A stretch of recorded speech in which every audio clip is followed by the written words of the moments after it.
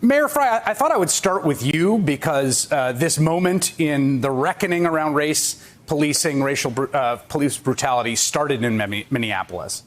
And I wanted to ask about that moment that people saw on tape where you went out to a protest in a mask and there were protesters who were making very concrete demands of you to sign on to an agenda that would fundamentally have essentially undone, right, sort of unbuilt the Minneapolis Police Department, and you wouldn't go along with it. You were jeered and booed.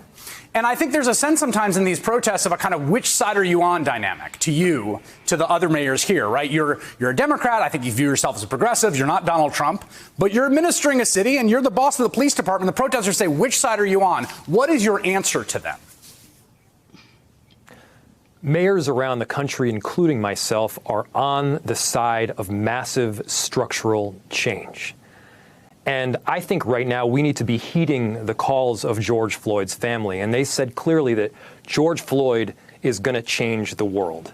This can't be half measures. This can't just go halfway. This can't be minor policy changes. This needs to be a full rethinking and reshaping of the way that our police department does business that has for decades harmed black and brown people. And so in terms of the shift that we want to see, if we're talking about decriminalizing addiction, count me in.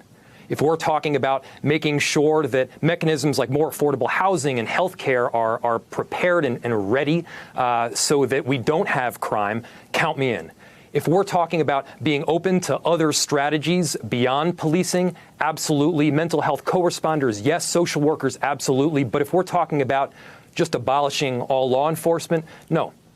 Cities around the country, including Minneapolis, need law enforcement. We need to abolish the behavior. We don't need to be abolishing the police.